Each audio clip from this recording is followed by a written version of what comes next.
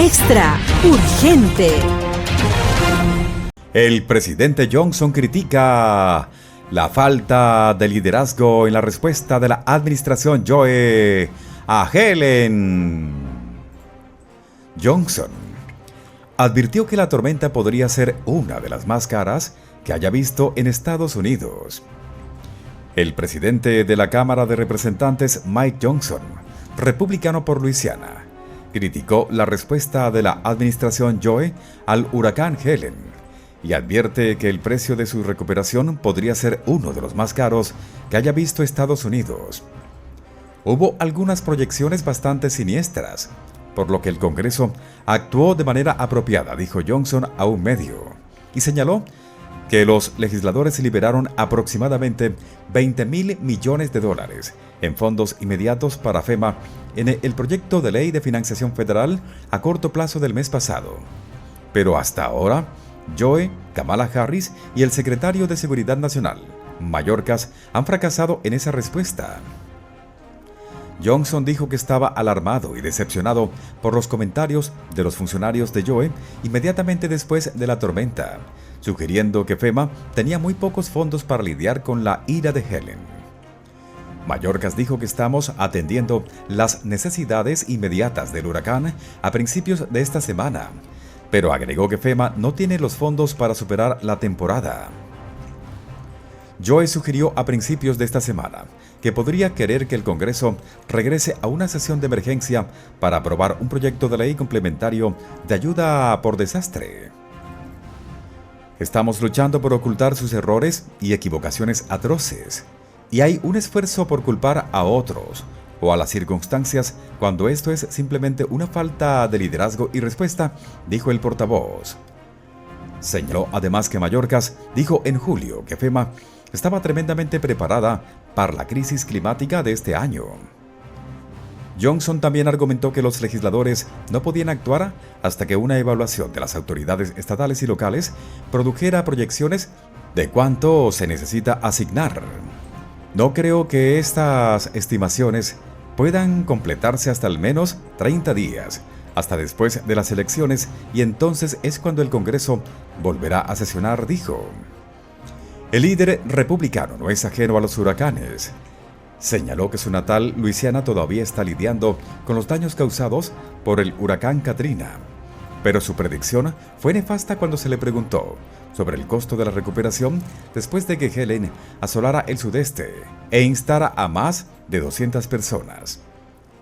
Dijo que podría ser una de las tormentas más costosas que el país haya enfrentado jamás. Afecta al menos a 6 estados, una amplia franja de destrucción en muchas áreas, y creo que es por eso que tomará un tiempo evaluarlo, dijo Johnson. Tan pronto como esas cifras estén listas, el Congreso estará preparado para actuar, prometió Johnson en otro momento.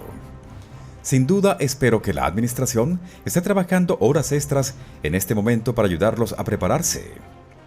Como parte de los esfuerzos de respuesta inmediata, Johnson ha recorrido áreas de Georgia y Florida afectadas por la tormenta y está preparado para visitar Carolina del Norte, duramente afectada en los próximos días, dijo. Las críticas sobre la respuesta de FEMA han llevado a algunos conservadores a acusar a la administración de Joe de desviar fondos de ayuda por desastre para apoyar a extranjeros que entran por la frontera sur a través del Programa de Refugio y Servicios SSP, al que se le asignaron aproximadamente $650 millones en el último año fiscal. Tanto la Casa Blanca como el Departamento de Seguridad Nacional, DHS, han negado enérgicamente cualquier vínculo entre la ayuda por desastre y el SSP, más allá de que ambos sean administrados por FEMA, y han dicho que las afirmaciones de que el dinero de ayuda por desastre se esté utilizando para apoyar los servicios de vivienda para extranjeros son falsas. No se utilizó ningún fondo de ayuda para desastres para financiar la vivienda. Ninguno, en absoluto, dijo el subsecretario de prensa de la Casa Blanca, Andrew Bates, en un memorando. De hecho, el financiamiento para que las comunidades apoyen a los extranjeros es asignado directamente por el Congreso a la CBP y es simplemente administrado por FEMA. El financiamiento no está relacionado de ninguna manera con las iniciativas de respuesta y recuperación de FEMA. Los votantes hispanohablantes prefieren a Trump antes que a Harris. Donald Trump supera a Kamala Harris entre los votantes hispanos de habla hispana en estados clave, según una encuesta publicada el día viernes por Univision. La nueva encuesta de Univision Consumer mostró que Trump lidera a Harris con un 43% frente a un 39% entre los probables votantes hispanos de habla hispana cuando se promedia en 7 estados clave en disputa.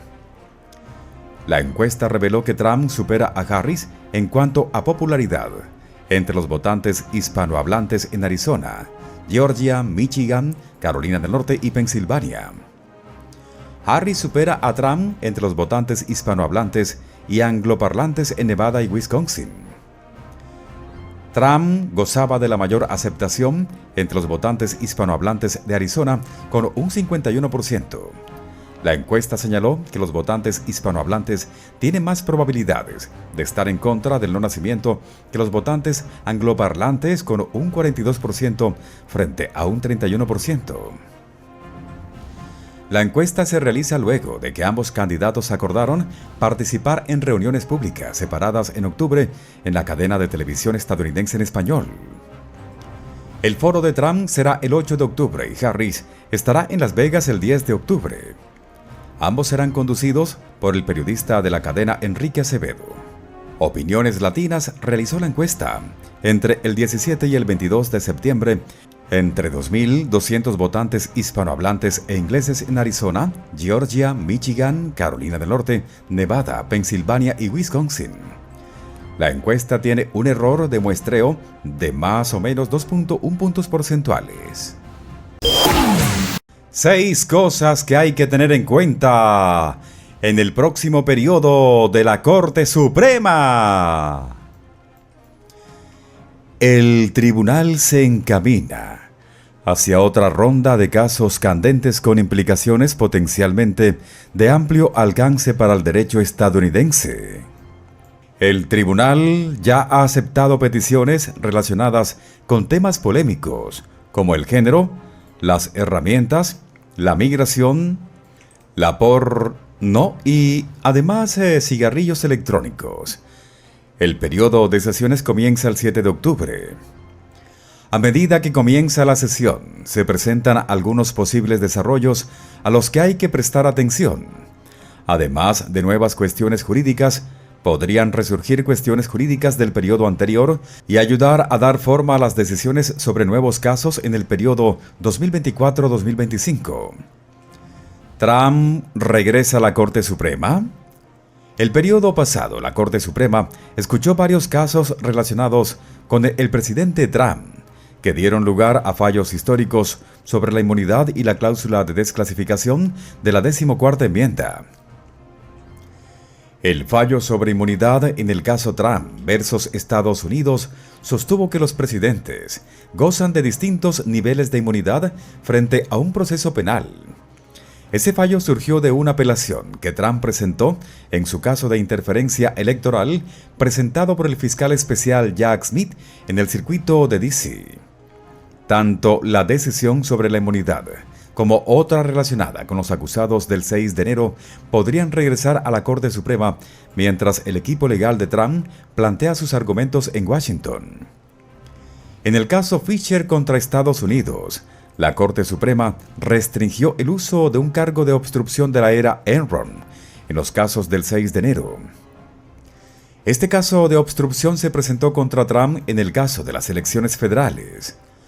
El 3 de octubre, Trump presentó un escrito pedido a la jueza de distrito Tanya Chutkan que eliminara esta parte de la acusación basada en Fisher. Hasta el momento, Chutkan ha establecido un cronograma hasta principios de noviembre con oportunidades para que el equipo legal de Trump presente argumentos sobre la inmunidad y el fiscal especial.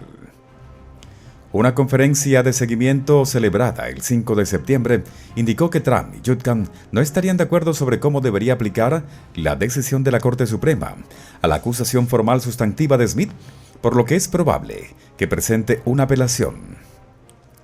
Si el Tribunal de Apelaciones de los Estados Unidos para el circuito de D.C. está de acuerdo con la decisión final de Chutkan, Trump probablemente apelará la decisión ante la Corte Suprema. Se espera también que Trump presente una moción en un tribunal de Washington, en la que argumente que el nombramiento del fiscal especial Jack Smith no fue legal. La jueza de distrito Aileen Cannon determinó que el nombramiento de Smith no estaba autorizado y desestimó el caso de los documentos clasificados en Florida, pero su fallo no es vinculante en el circuito de Washington, donde existe un fallo previo en sentido contrario. Smith también presentó un extenso escrito de inmunidad, lo que indica que las apelaciones sobre este tema podrían ser complejas. El equipo de Trump está listo para responder con un escrito muy extenso propio. Smith ha apelado la decisión de Cannon, dado que la cuestión del nombramiento se ha impugnado en 2 circuitos. Esto podría crear una división de circuitos o decisiones jurídicas diferentes sobre el mismo asunto en circuitos diferentes, lo que a menudo lleva a la Corte a abordar el asunto para resolver el conflicto. Si Trump gana la reelección, es probable que se retiren todos los casos penales federales. No está claro cómo concluirá el caso de New York, que incluye cargos estatales, pero Trump ya ha prometido que apelará. El proceso a nivel estatal en Georgia también podría llegar a la Corte Suprema, ya que se espera que enfrente objeciones relacionadas con la inmunidad por parte de Trump. Llamados a la reforma. Independientemente de quién gane la presidencia, los demócratas probablemente seguirán presionando para reformar el tribunal más alto del país, lo que atraerá un mayor escrutinio sobre los 2 jueces y amplificará la tensión en torno a temas candentes como el género. Una encuesta reciente de la Universidad de Pensilvania indicó que los demócratas podrían ganar terreno con propuestas de límites de mandato y reformas éticas. La ampliación de la Corte Suprema o la incorporación de más jueces tuvo relativamente pocos resultados, ya que solo 3 de cada 10 estadounidenses apoyaron esa propuesta. Los demócratas no han avanzado mucho en sus propuestas en los últimos periodos, pero eso podría cambiar dependiendo de quién gane el Congreso y la presidencia en las elecciones del 2024. Además de ampliar la Corte Suprema y limitar los mandatos, los demócratas han propuesto un código de ética vinculante. Lo que se apruebe podría presentarse ante la propia Corte Suprema. La Corte ya implementó su propio código de ética en 2023, pero enfrentó críticas por no incluir un mecanismo de aplicación efectivo. Desde entonces, los jueces Ketanji Brown Jackson y Elena Kagan han respaldado algún tipo de aplicación de normas éticas. Sin embargo, no está claro cómo podría decidir el tribunal en su conjunto sobre algo así. El juez Samuel Alito, que ha sido objeto de las preocupaciones éticas de los demócratas, dijo anteriormente a un diario: ninguna disposición de la Constitución le da al Congreso la autoridad para regular la Corte Suprema pronto. Reformar la Corte Suprema podría resultar más difícil que otras reformas propuestas por el Congreso. El artículo 3 de la Constitución, que permite a los jueces ejercer su cargo mientras observan buena conducta, ha sido interpretado durante mucho tiempo como que ofrece un mandato vitalicio. Imponer límites a los mandatos probablemente requeriría una enmienda a la Constitución. Además de proponer límites a los mandatos, tanto Joe como Kamala Harris han propuesto la idea de una enmienda constitucional que prohibía a los presidentes gozar de inmunidad frente a procesos penales. Derecho administrativo. La APA, aprobada en 1946, después de la era de New Deal, fue fundamental para una de las decisiones más controvertidas de la Corte en su periodo anterior, que revocó el precedente Chevron de décadas de antigüedad. En representación de la mayoría, el presidente de la Corte Suprema, John Roberts, dijo en el caso Looper Bright Enterprise versus Raimondo que los tribunales habían estado juzgando las decisiones de las agencias basándose en una interpretación errónea de la APA. La doctrina Chevron exigía que los tribunales se remitieran a las interpretaciones razonables de la ley por parte de las agencias cuando hubiera ambigüedades. La disidencia de Kagan dijo que la mayoría desdeña la moderación y busca el poder revocando el precedente de Chevron de hace décadas.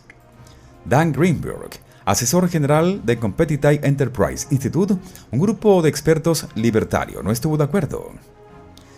Luther Bragg realmente indica un deseo cada vez más fuerte por parte de la Corte Suprema de ordenar a todas las demás partes del gobierno que se mantengan en su carril, dijo Greenberg a un diario. Greenberg dijo que pensaba que era muy probable que el tribunal concediera el certiorari o aceptara hacerse cargo del caso Consumers Research versus Federal Communication Commission. Ese caso cuestiona si el Congreso delegó inconstitucionalmente su poder para recaudar ingresos a la FCC. Hawley sugirió que Luther Bragg también podría influir en un caso que se está escuchando en octubre relacionado con la Ley de Agua Limpia de la Agencia de Protección Ambiental de Estados Unidos, EPA. En el caso Ciudad y Condado de San Francisco versus EPA, los funcionarios de la ciudad dijeron que las regulaciones de la agencia federal para los titulares de permisos de descarga de aguas residuales son demasiado vagas para seguirlas. Me imagino que después de Luther Bragg, San Francisco ganará este partido, dijo Hawley. En el periodo 2023-2024, la Corte Suprema abordó muchos temas polémicos, pero parecía decidida a dejar uno en particular, el género, para otro periodo.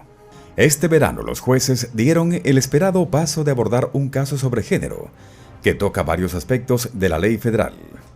En ese caso, U.S. versus Scremetti, la administración Joe está impugnando la prohibición de Tennessee sobre los procedimientos de transición de género para menores. La administración sostiene que la prohibición de Tennessee es una forma de discriminación que viola la cláusula de protección igualitaria. Es probable que el caso siente un precedente constitucional importante y sea uno de los más observados en el próximo periodo. También representará una oportunidad para que el tribunal y sus diversos jueces aclaren las posturas que adoptaron en un caso similar, Bostock versus Clayton County de 2020.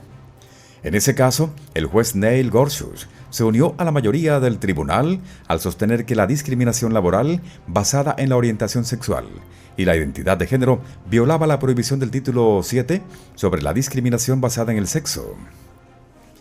Su decisión se basó en la idea de que la discriminación basada en la orientación sexual o la identidad de género se basaba en última instancia en el sexo. Esa decisión ha jugado un papel en las decisiones de tribunales inferiores sobre procedimientos médicos relacionados con el género, así como en litigios sobre el título 9 o el Estatuto de Derechos Civiles que prohíbe la discriminación basada en el sexo en la educación. A principios de este año, la administración de Joe provocó una avalancha de demandas cuando aprobó una norma del Departamento de Educación que interpreta el título 9 como aplicable a la orientación sexual y la identidad de género preferida. Los conservadores han argumentado que al hacerlo se obliga erróneamente a las mujeres a competir con los hombres en deportes y a compartir espacios como los vestuarios con ellos. En agosto, el tribunal finalmente se negó a abordar el tema cuando los magistrados se negaron a otorgarle a la administración de Joe un alivio de emergencia de los bloqueos que los circuitos quinto y sexto impusieron a la norma. Los conservadores también han pedido que el tribunal se ocupe de otros dos casos del título 9, originados en Idaho y Virginia Occidental. Cualquiera que sea la decisión del tribunal, podría afectar la forma en que el sistema jurídico estadounidense considera el género y sus implicaciones en una amplia gama de contextos. Trump promete cambiar Ford Liberty a Ford Bragg. Donald Trump se ha comprometido a devolver a Ford Liberty en Carolina del Norte su nombre anterior de Ford Bragg si es reelegido presidente, informa un medio. Hablando en un ayuntamiento en el estado de Tar Heel, ayer por la noche, Trump dijo: "La primera pregunta que hice fue, ¿deberíamos cambiar el nombre de Ford Liberty a Ford Bragg?". La pregunta fue seguida por un aplauso del público en Fayetteville, y Trump agregó: "Esto es lo que hacemos, somos elegidos, yo lo hago". En 2021, el ejército estadounidense cambió el nombre de 9 instalaciones, incluida Fort Bragg, como parte del proceso ordenado por el Congreso para eliminar los nombres de los soldados confederados. La medida fue en respuesta a las protestas de George Floyd y Black Lives Matter durante el verano de 2020. La base recibió el nombre del general confederado Braxton Bragg en un esfuerzo del Departamento de Defensa para ganar el apoyo del sur para la primera pugna mundial, apelando a las raíces confederadas de la región. Como señaló el historiador militar Victor Davis Hanson, las bases no fueron nombradas para glorificar a los racistas, sino como parte de una estrategia más amplia para obtener apoyo bipartidista del Congreso para su financiación y abordar la necesidad, en las décadas amargas y prolongadas posteriores a la pugna civil, de promover la curación entre los antiguos oponentes todavía hostiles. Hanson señaló que Bragg no era un comandante particularmente efectivo, digno de tan majestuosa conmemoración en la base. Trump reafirmó su plan más tarde, cuando un soldado en servicio activo le preguntó qué pensaba sobre la defensa contra esos objetos. «Creo que acabo de aprender el secreto para ganar de manera absoluta y por un margen enorme», respondió Trump. «Les voy a prometer que vamos a cambiar el nombre de nuevo a Fort Bragg. Tenemos un ejército muy bueno y un ejército que no es progresista», dijo. «Puede que haya algunas personas en la cima que sí lo sean, pero nos vamos a deshacer de ellas tan rápido que te dará vueltas la cabeza». A raíz de los daños catastróficos causados por el huracán Helen, Carolina del Sur extenderá su registro de votantes por 8 días, dictaminó el viernes un juez estatal. Ayer, el número de personas fallecidas por el huracán Helen alcanzó al menos 223, lo que lo convierte en el huracán más negativo que ha azotado el territorio continental de Estados Unidos desde el huracán Katrina. Uno de los estados más afectados es Carolina del Sur. El juez del Tribunal del Circuito Daniel Kubel extendió la fecha límite para las solicitudes en persona, en línea y por correo hasta el 14 de octubre. La decisión se produjo tras una demanda presentada por los demócratas estatales que citaron los daños causados por el huracán como una barrera para la participación ciudadana, informó un diario. Muchos residentes permanecen sin electricidad ni internet y numerosas oficinas gubernamentales, incluidas las responsables del registro de votantes, están cerradas debido al impacto de la tormenta, dijo el partidario demócrata de Carolina del Sur en un comunicado de prensa. «Nuestro objetivo es simple: garantizar que cada ciudadano de Carolina del Sur tenga la oportunidad de registrarse y ejercer su derecho a votar, independientemente de su política, frente a los desafíos causados por el huracán Helen», dijo la presidenta del Partido Demócrata de Carolina del Sur, Crystal Spain. «Nos complace que se haya extendido el plazo para el registro de votantes. No se trata de una cuestión partidista. Es una cuestión de bien público y de garantizar que se proteja el derecho al voto de todos. Actualmente, la oficina central de The Hill Decision Desk le otorga a Trump un 99% de posibilidades de ganar en Carolina del Sur. Jimmy Carter fue el último demócrata en ganar en el estado en 1976. Muy pronto, vuelve a escuchar las noticias más relevantes en este canal de noticias.